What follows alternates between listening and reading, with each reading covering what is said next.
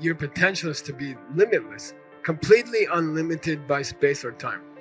All human consciousness has this potential, but we have obstacles or we have bad habits that block it or obstruct it. And a lot of times we're not aware that we have those obstacles. And it's extremely difficult for a human being to maintain a good motivation, even when they're doing something kind. If you cannot influence your brain and your emotions to work at optimal performance level, then you will never truly be happy. And you will never realize the potential that you have.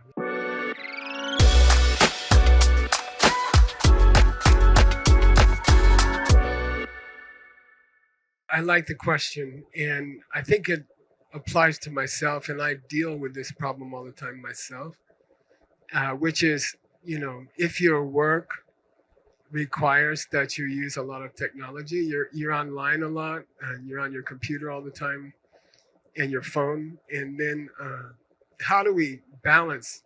How do we get some kind of balance? Because if you just stare at a computer for 8 hours a day or something, which sometimes I have to do.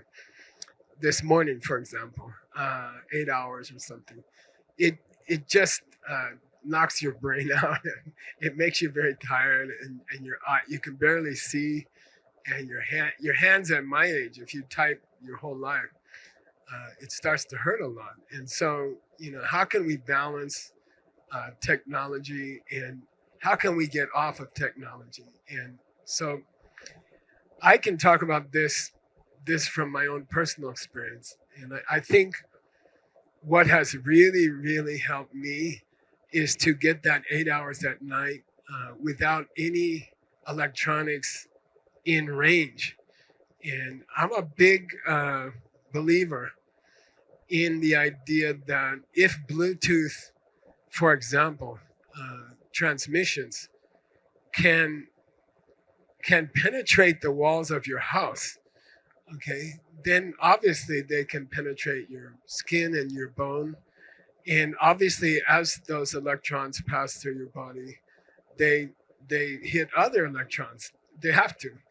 That's how Bluetooth is detected by your speakers, for example. So there has to be some kind of impact on the nervous system and on the body. And I think in the long run, when we learn more about electronics, there will be more safeguards, especially for younger people, to protect their health and protect their mental health. Now, in my country, elementary schools, many elementary schools are experimenting with asking the children to give up their electronics when they get to school. And I give a lot of talks in Asia where they actually have a beautiful handcrafted wooden tray outside, a rack. And they ask all the participants of the talk to leave their phone in the tray before they come into the room. And you get a lot more attention from people. It's really great. So I would say in my own life, what I do is, first, I try to get away from the electronics for the 8 hours at night. I think that's a really good start. And then I think during the day, you find ways to incorporate into your work times of quiet, times of getting outside in nature, walking. You find ways, like we said, innovation retreat, where you are away from your electronics on a regular basis. So, I might try to take an hour walk every day and not take my phone with me. And then that gives me a chance to think. And then I think when you're around your electronics, you tend, I don't know, it takes over your mind.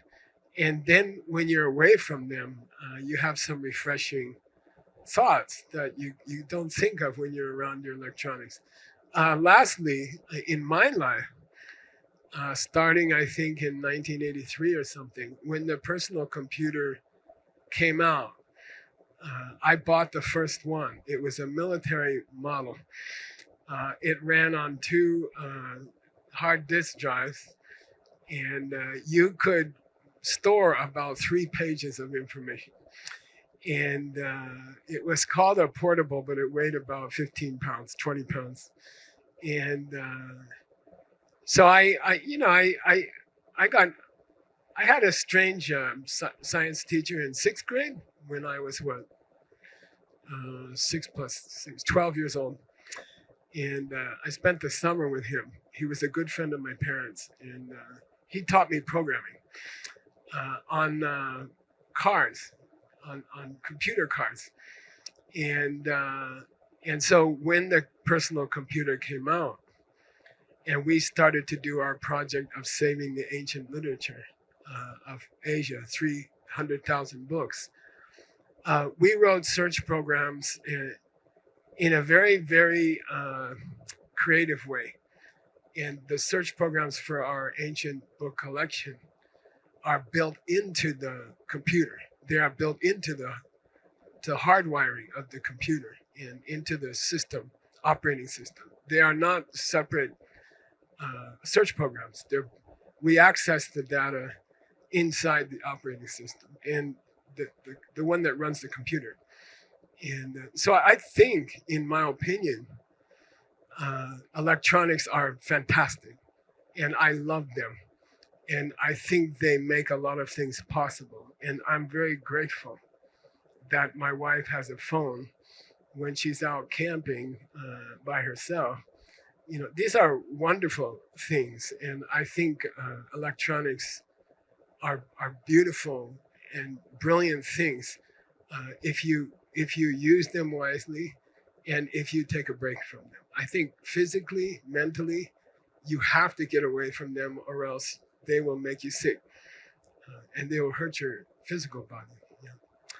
That's my opinion. It's a balance, but they are wonderful. And we just can't do it all the time. You can't.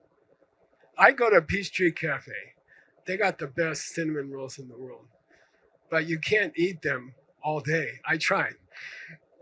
You got to get away from them sometimes. All right. When a modern convenience has a side effect of making us sick, then technically, so the question is, what is it? What kind of seeds have we planted that electronics might actually hurt us in some way? Or they might have side effects that hurt us. And I think we can talk about the whole idea of side effects. So we call a mixed seed in the Abhidharma, the ancient book about 17 centuries ago. They talk about, and in fact, I was giving a talk yesterday to an audience about, in the book it mentioned, if you don't understand the world, you will do 3 kinds of actions, the book said, and there will be 3 kinds of results. And that's called karnak and karnak. So kar means shukla in Sanskrit. It means white seeds. And then there's Krishna, I mispronounced, black seeds.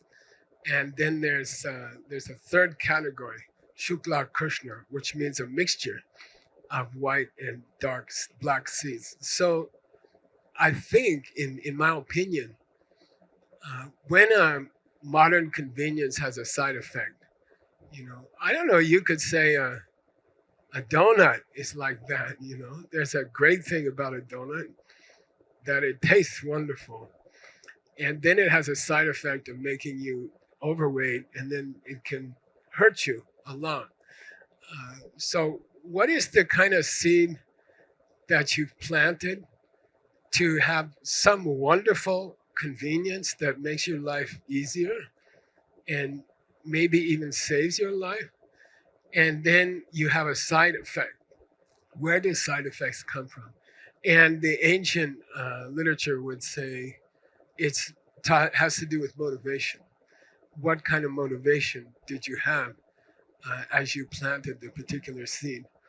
And it's extremely difficult for a human being to maintain a good motivation, even when they're doing something kind for another person. If, in fact, if you haven't touched the diamond world, when you do a good deed, when you help somebody, it is always infected by some kind of self-interest or some kind of pride or some kind of, how will people see me while I'm doing this thing? And a human being who has not touched the diamond world, uh, every time they do something good for someone else, there will be side effects in the motivation side. There will be desire for recognition. There'll be some kind of desire for something in this for me. And that's not an evil thing. It's not a terrible thing. I think the important thing about that is to admit that you have it. Every human being who has not touched the diamond world cannot perform a purely shukla seed. Not possible. Cannot do. There will always be some kind of egotism or subtle, even very subtle, and even with your children or things like that, there'll always be some kind of self-interest involved until you reach that point. So I think the idea, they say knowledge is power. If you know you have this tendency, and if you know it's a human tendency of all of us, then at least you can manage the damage. You see what I mean?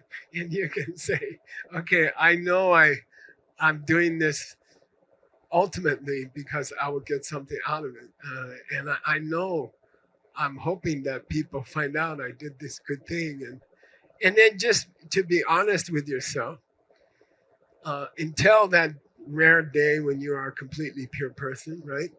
To just be honest with yourself. And I think my teacher taught me the ability to laugh at yourself and the ability to make fun of yourself almost destroys this defect in good seeds. Okay, the ability to say, yeah, I gave a donation, but I hope everyone found out about it, or something like that. If you make fun of your own egotism or your own pride, somehow it's less. It damages the damaged. Okay, in a very powerful way. So if you can make fun of yourself, this is great progress. Yeah, that goes. So the question was, in this level, we emphasized, for example, putting down your electronics at night in order to get a good night's sleep and in order to improve your mind, right?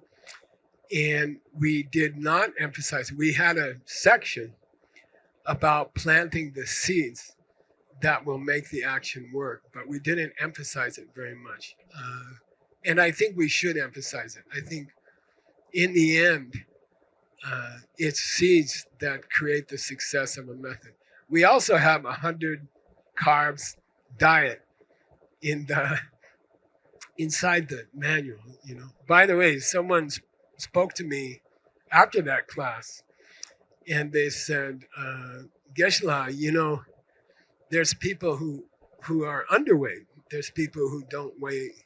They need more meat on their body. They don't have enough weight. And please remember to mention that. And please remember to encourage them not to hurt themselves by trying your diet, which is going to make things worse for them. Okay, but that's a good example of something. Unless you are dealing with seeds, then there's a chance that anything you do might backfire or might have some bad side effects or something like that.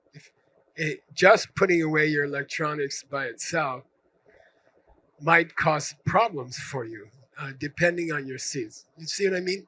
If you have negative seeds and you put away your electronics, you'll have a fire in your house that night and you won't be able to get to your phone.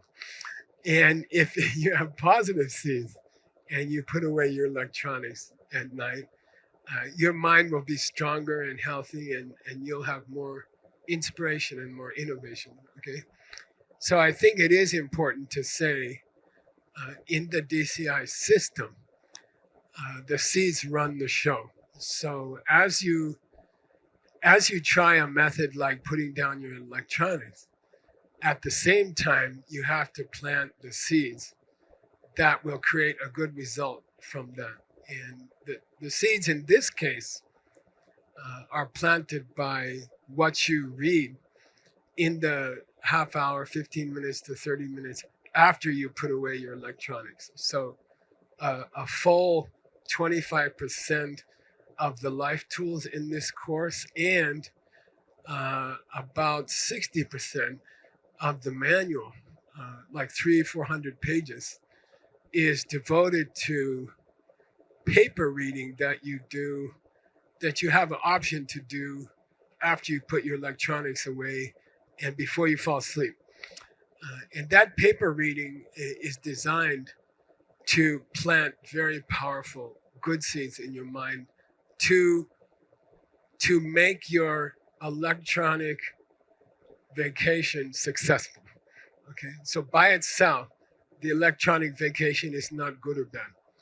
If you combine it, for example, with learning something which will help other people a lot, then the electronics putting away becomes very powerful, and it has the effect that we're looking for. So it's a good point, Seiji.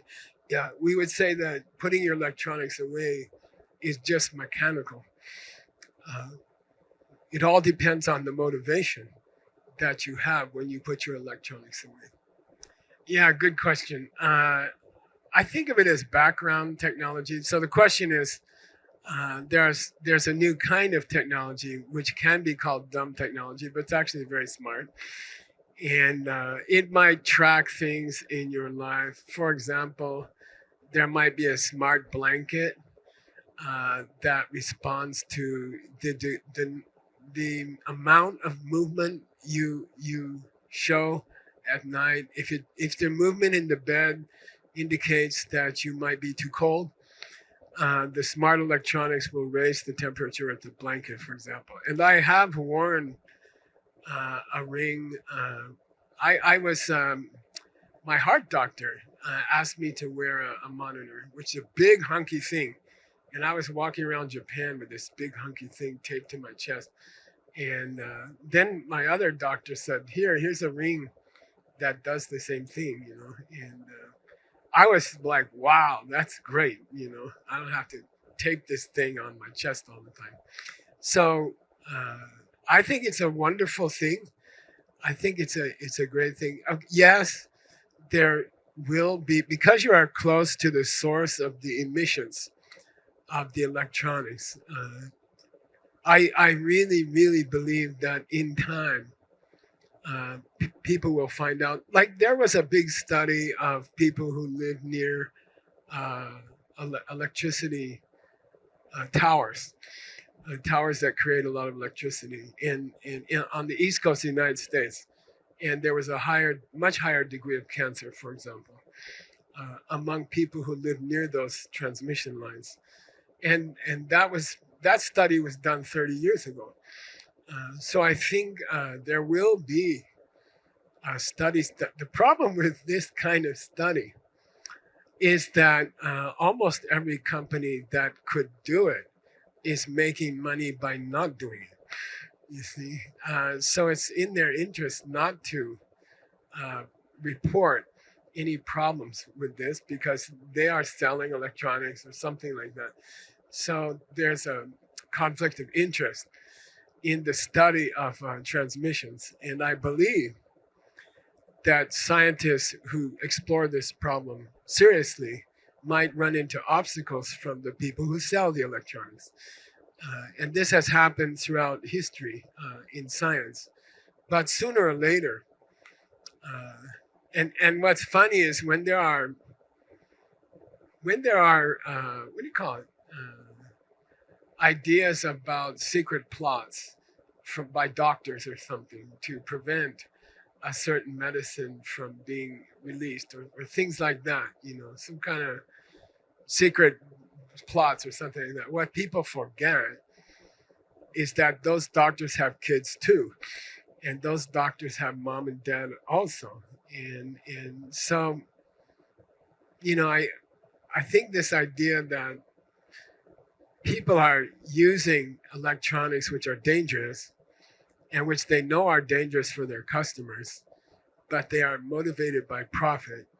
I believe there is such a thing, probably, but I think there's limits to it. At a certain point, if your own child becomes messed up in school, or your own mother dies of cancer because of being too close to Bluetooth or something like that, people do respond. People do wake up, and so there are drawbacks to all uses of electronics near your physical body. I think so, but I myself have experienced the great benefit of having a ring on my finger that could track the rate of my heart or things like that. So I think there's a balance. I think we have to use common sense.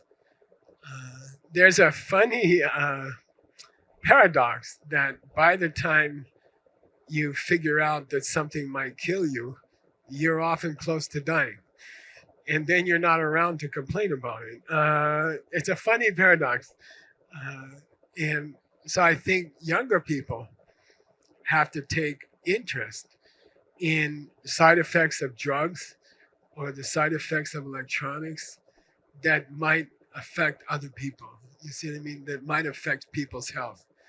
And so I think it's something we have to be aware of, but I'm also not afraid to use it. My opinion is make it safe and use it. My opinion is not ban it and don't let people use electronics for their personal health or something like that. Make it as safe as possible, like x-rays. X-rays are very dangerous. And there are many laws about protecting the people who do the x-ray machines, who run the machines. And I think if we have the same kind of sensitivity to the emissions of a telephone, of a cell phone, and we learn to be honest about the negative effects of it, but we don't go overboard and we don't go crazy and say, okay, let's ban all cell phones because they help. I don't know. If I had my wife driving back home last week and she's using a paper map, she'll try to drive and use the paper map. Trust me, I know. So the map will be here. Now it's just the phone like this, and people are driving. And at least they can see around the phone. By the way, it's very, very dangerous, and almost everybody does it. So I think we have to admit the great benefit of electronics, and then we have to use our brain to make them as safe as possible. Here's the question, and it needs a little bit of background. So 1,000 years ago, a gentleman who had traveled in Indonesia and then in India, who was going to the Himalayas to start teaching and then philosophy. And his teacher, he had foresight, and he saw that this teacher was probably going to get some trouble among a whole nation of people who didn't have an alphabet, and they were violent people at the time, and they were rough people. They were kind of like cowboys in Rimrock, Arizona, or something. And they were rough people. So the teacher wrote a very beautiful poem called "The Wheel of Knives," or "The Crown of Knives," and he wrote a long, beautiful poem. and he gave the poem to his student who was going to another country to try to teach people who were known to be very stubborn and violent.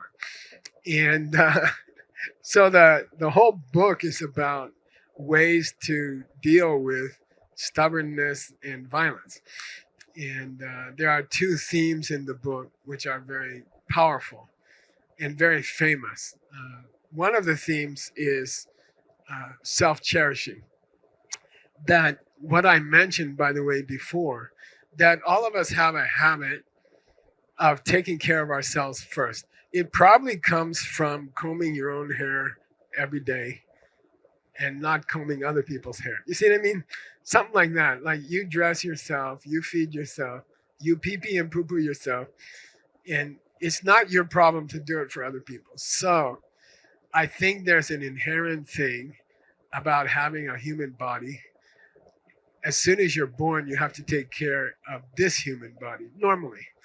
Some mothers succeed in, like my friend Rose, succeeds in taking care of her daughter's body better than her own body or something like that. But rare, very rare. Most of us, we have to take care of one body first all day long. We have to dress it, we have to feed it, we have to comb its hair if it has hair. We have to pluck out the hair if it has too much hair. And like that, we have to do this kind of thing. And that leads to a state of mind called self-cherishing. Rang Chenzen. In the ancient language, it's called Rang Chenzen. And Chenzen means to take care of somebody with special attention, almost before other people. So it's also the word that's used for cherishing, cherishing freedom, for example. The word cherishing, Chenzen. And so they talk about this kind of Rang Chenzen, which is to take care of yourself first. I think of it in a simple way as taking care of yourself first. Okay. And it's a human, again, it's a human nature. It comes from many, many years, many, many minutes in your life are devoted to feeding one body, dressing one body, combing one body's hair, making sure one body is not too hot, not too cold. And so naturally, it's not strange that we come to take care of ourselves first. And I don't know, if someone picked up a pizza for dinner tonight, uh, normally you would reach for a piece yourself, and you might not offer it to someone else first. And that's just it's one part of a human nature. I don't call it the human nature. It's one kind of human nature. Okay. Then there's another state of mind. Okay. Which is called Dang Zin. So Dang Chen Zin means to take care of yourself first. Dang Zin means to believe that things are coming from their own side. But they have a similar name, right? Dak Chen Zin and Dang Zin. Dak Chen Zin means take care of yourself first. Dang Zin means to think you are you from your own side. You are you from your own side. And then you think about everything in the world and everyone you ever meet as coming from their own side. And they don't. Okay?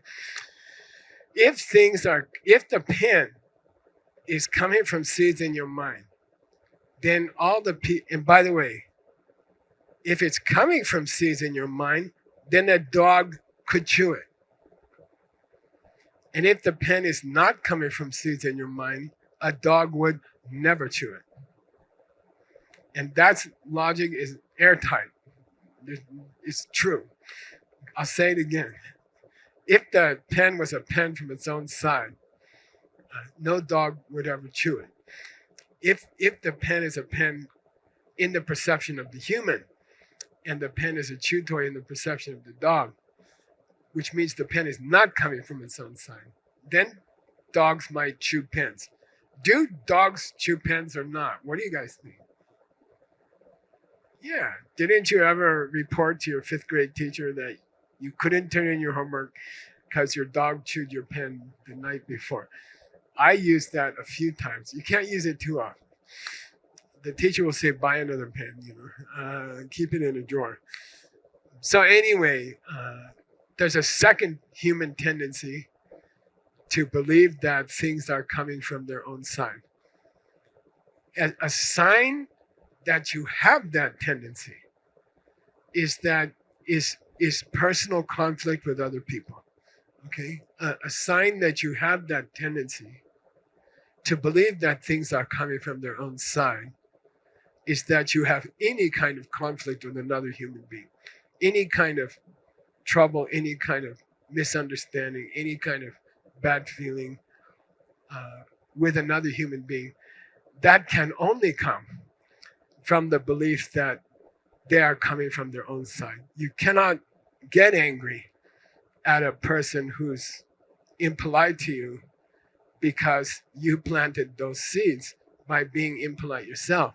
It's people don't get angry, if rarely. If your body farts too much, you might yell at your bottom or something, but rarely. It's not something human beings do. We only get angry at people outside of us, and people who are not us, and people who are not coming from us. And since there's nobody like that, then there should be a place that we can reach in our lifetime by understanding, by studying DCI. We should be able to get to a place where when other people do impolite things or harmful things to us, we don't respond because we realize it's coming from us. We try to fix ourselves instead of being upset at the other person. So that belief in where things are coming from. So now we got to Seiji's question. Okay, Grandpa tends to take too long to get to. Sometimes I forget completely that there was a question. But here's the question. So here we've described two states of mind. One is sort of the natural tendency to take care of yourself before you take care of other people. And there's reasonable causes for that. You don't comb other people's hair every morning, normally, unless you have a child. Then you have to comb it all day. Okay.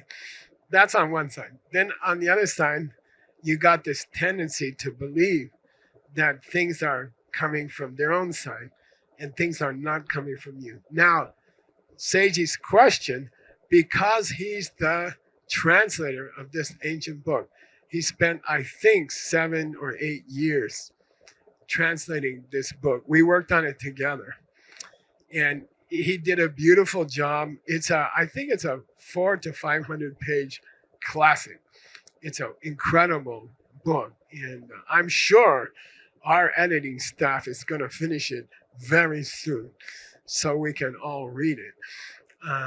But there's a big question in the book they call master and servant. Master and servant. They say one of these two states of mind is the master, and the other of these two states of mind is the servant. If you have this one's going to work for him. Or if you have this one, is this one going to work for him? And there's a confusion in his text. It seems like the author switches back and forth sometimes. And so I'll state the problem, okay? Do we tend to take care of ourselves first because we believe things are coming from their own side? Or do we think that things are coming from their own side because we tend to take care of ourselves first? Or is there no connection between the two? Or is there no connection between the two? Okay. And Seiji's asking me, which one do I support? I'll tell you the classical answer. The classical answer is the belief that the pen is coming from the pen is the source of every problem in human history. The belief that the pen is coming from the pen is the source of every problem in the history of humankind. That's the classic answer. Okay, but our author uh, tends tends to say, but I don't think you would be liable to misunderstand things so much if you weren't so selfish.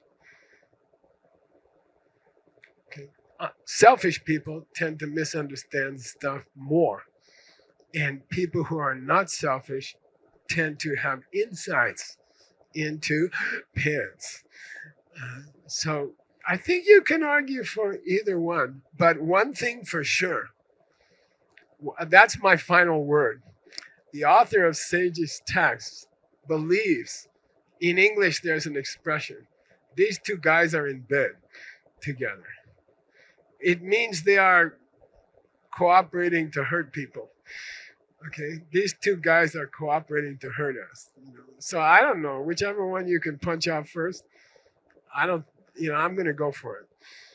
Okay, cool. By the way, it's political season in the United States. I've been watching these candidates talk for hours and not give an answer, and I don't know. I think it's affecting me. Oh yeah, that was actually your question. Yeah, for purposes of eliminating the two, it's essential to find out if one is the boss and one is the servant.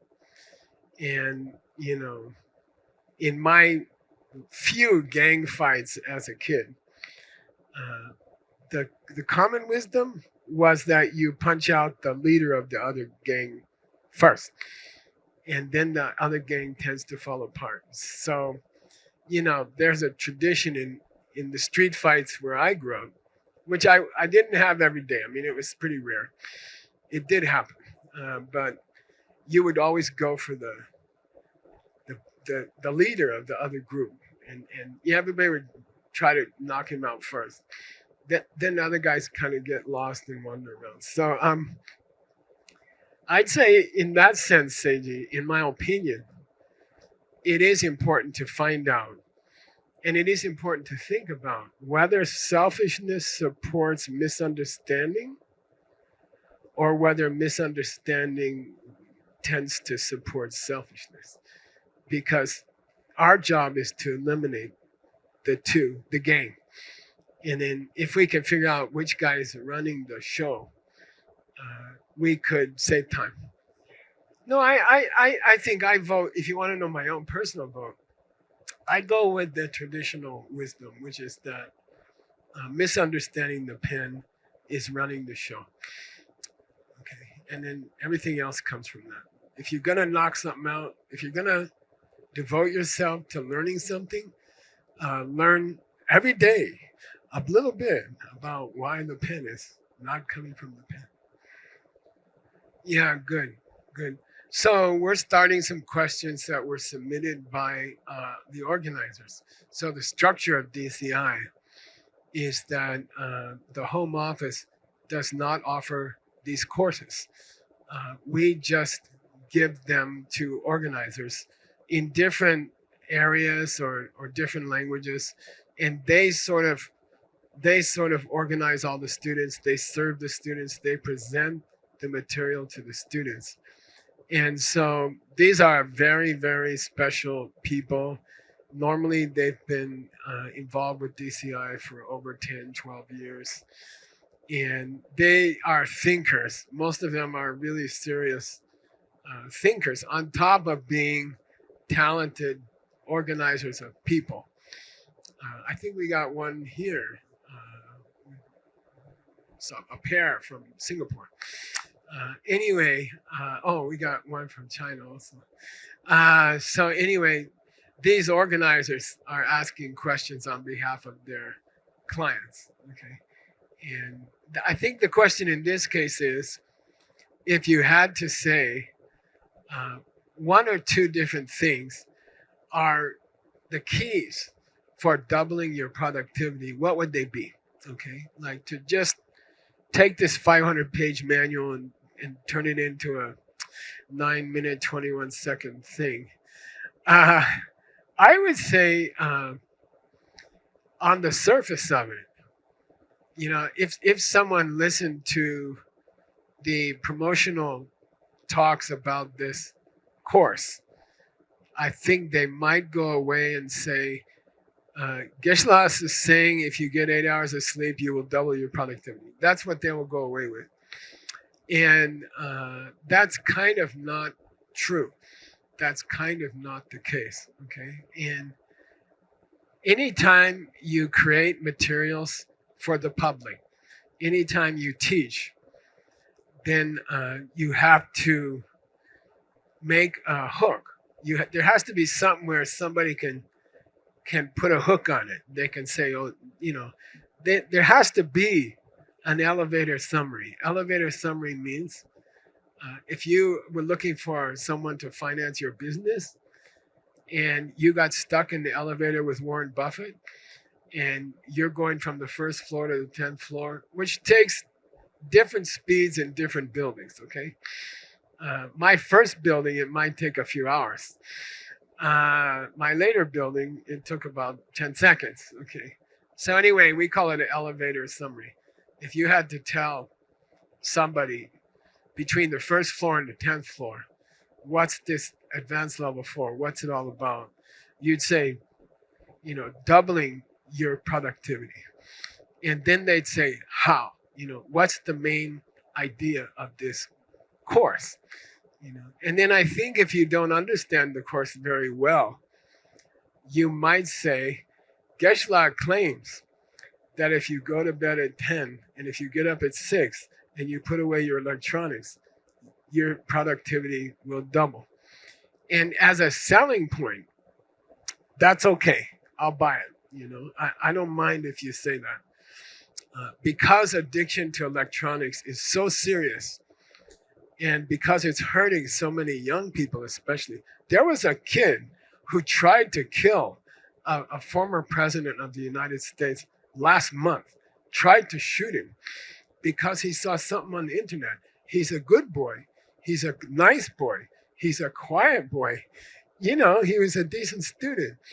And he just saw things on his phone that made him think this was cool or this might be something nice to do. And so we're talking about a worldwide epidemic of electronics and dangerous and hurtful. I had a relative who lost her son, who died from hanging himself accidentally because he saw it online. It was a good way to get high. And this is terrible. These are terrible, terrible things. So of course, I think if we overreact to the challenge of electronics, that's okay. I'm fine with that. If you want to say, Geshe said, you will double your productivity if you put your phone down, you can quote me like that, but it's not the course. Okay, it's not really the course. The course has a lot to do with planting seeds to make things happen, planting the seeds to have your electronics help you rather than hurt you, and planting the seeds to have a good night's sleep, and planting the seeds that a good night's sleep causes you to double your productivity. Okay, so really, it's another DCI course like the other 15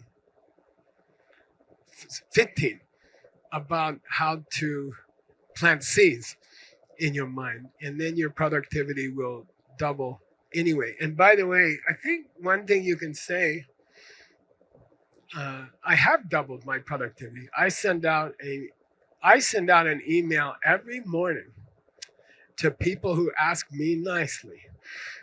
It's free. Every morning I send out the translation work I did that morning.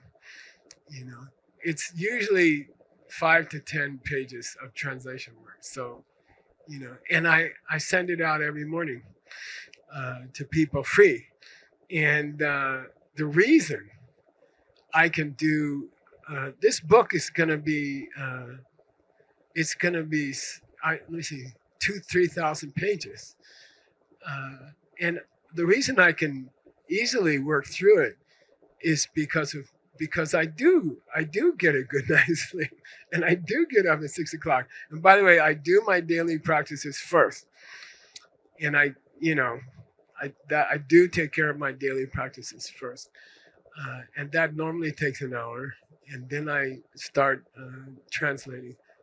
But what I want to say is, I have doubled my productivity, and you can, and you just learn to change your states. Now, one more thing as an organizer.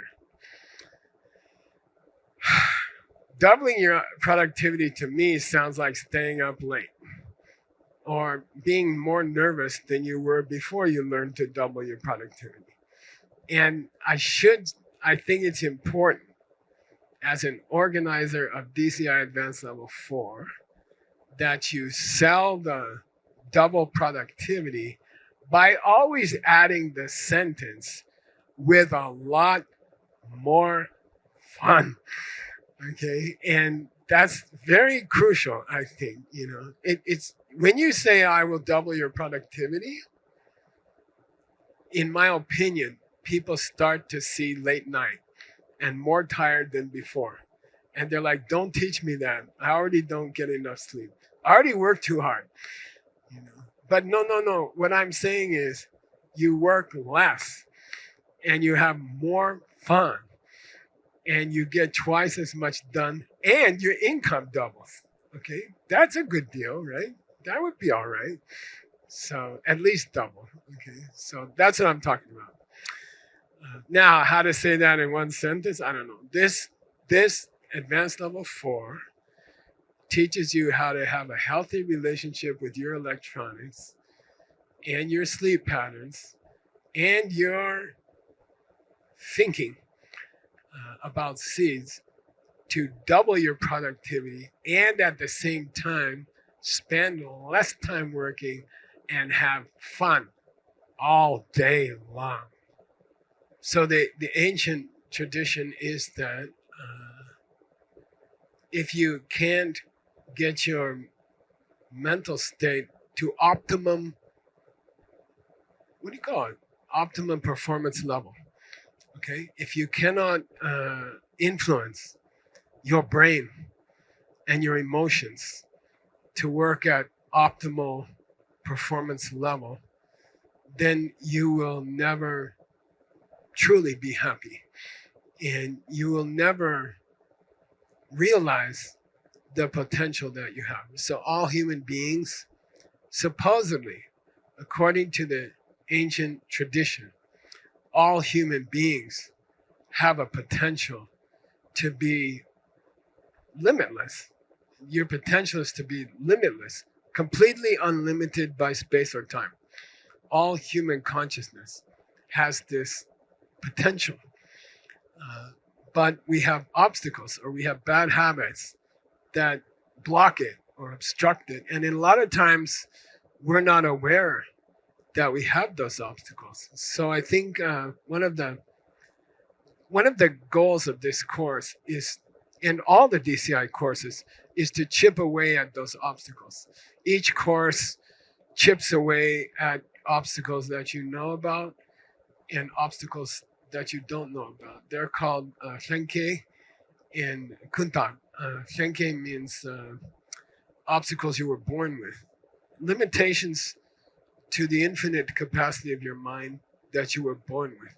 And then Kuntak means new limitations that you picked up in this life through your education or through your society or things like that. And the idea is to identify the two different kinds.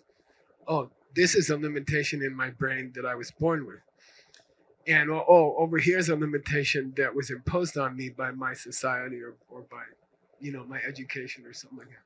And then the goal is to recognize them and then remove them. And it feels like a wall around a reservoir of water. And then you break down the wall. And then the water just explodes and runs like a beautiful river, and it feels like that. If you can break down these mental limitations, and then when you break them down, it's like that huge river is released to do a very beautiful flow, you know. So the whole point of DCI is that one by one you break down these limitations to who you really are, which is very, very wonderful and beautiful. And the more you study DCI, the more you practice, the more barriers you break down. And in the whole process, I say again, is extremely fun. If you're doing it right, you're having a lot of fun. And it's just like all day, I don't know, a party or a game, you know, and it's truly fun. It's like driving a fast car down the highway or something, you know. Like we have a highway near this place where I'm giving the talk, small road. It is so fun to drive a car fast down there. It's completely illegal, okay? But I gotta say, there's certain kinds of exhilaration or fun, great fun. And so if you can remove these obstacles, just the flow of your mind becomes great fun to live with your mind all day long. Okay. And you're just always in a good mood. Okay. All right. Speaking of which, Seiji, good moods are often tied to whether you have to go to the bathroom or not. So we think we'll allow people to have a good mood for